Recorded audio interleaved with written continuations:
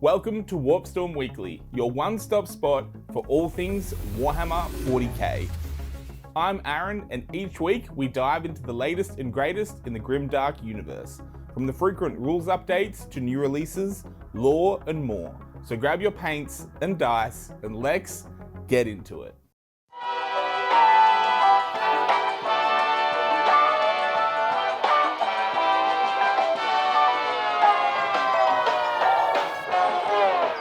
Today, we've got something exciting to talk about, the long-awaited teaser trailer for Astartes 2. I know it's been a hot minute since we last heard any major updates on the project, but the wait is over. The teaser just dropped and we've got some new insights into what's coming. Let's dive right in.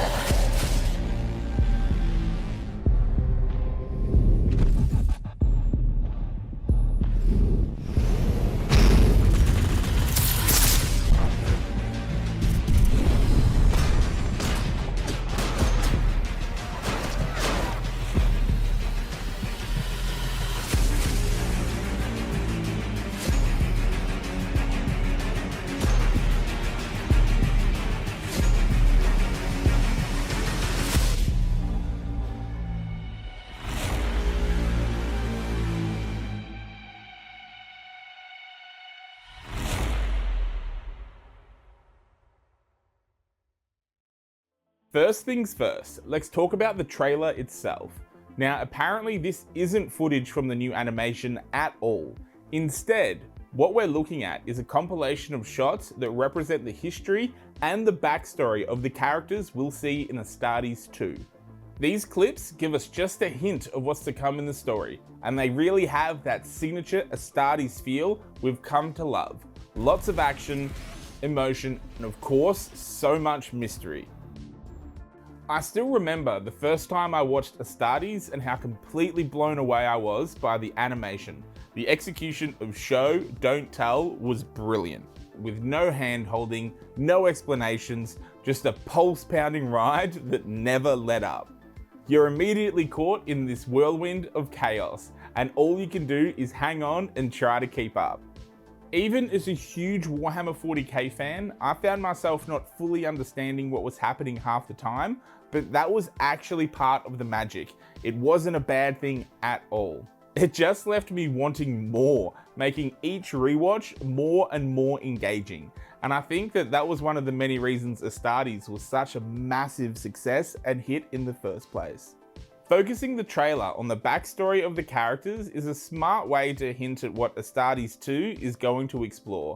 If you are a Warhammer 40k fan, you will definitely have picked up on some of the subtle and not so subtle clues. The most obvious being the reveal of a Deathwatch Terminator at the end, which is a major tease. And with the Deathwatch quotes bookending the trailer, it seems pretty clear that Astartes 2 is going to center around a Deathwatch kill team, and each of the characters shown in the trailer is gonna be one of its members. I am always happy to see the Deathwatch fans getting some love. I hope this can help ease the pain that was almost having your army completely disappear from the tabletop. Now, the big question is, when can we expect Astartes 2 to drop?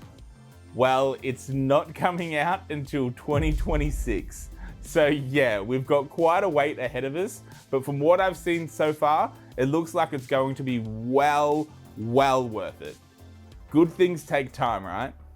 That's not all this week, as we also had a new mini drop for this year's Commemorative Series, a special new Genestealer Cult Primus, first of the faithful.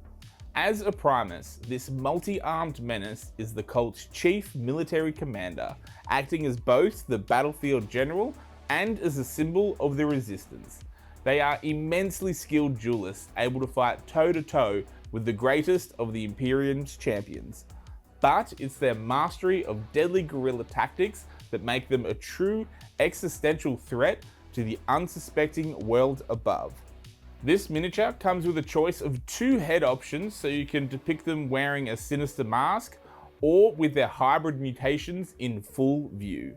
This guy fits perfectly within the cult. He really embodies that sinister presence, and the mask gives him an even more menacing vibe, making him look like a true force to be reckoned with. And those weapons, I'm pretty sure that's a powered Genestealer claw, and the sword absolutely looks lethal. As cool as this model is, I'm actually not too big of a fan of any Commemorative Series models that can only be obtained at certain events. There is already way too much FOMO in this hobby, and not everybody can always go to these big events. Now, I don't know if they already do this, but maybe like a virtual pass and then they send you the model in the post could be a great way to get around this, but I'm not sure if that's something they already do.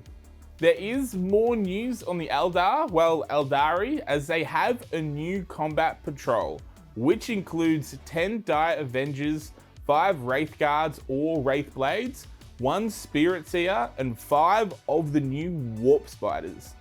As for a combat patrol, this one has some decent savings, though it is an elite heavy box, but if you are interested in, collecting some space elves, I definitely would grab the old one as well as this new one, as you would get yourself a decent little army going. Also, I did notice that Games Workshop didn't give Eldar an army box for this codex, which I find very weird and also pretty disappointing, as these new models are spectacular and getting them at a discount would be aces.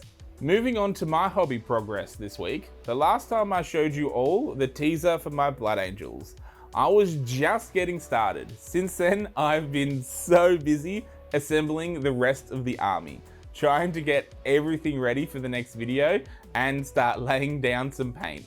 I am almost there with just 1 more combat patrol box to go.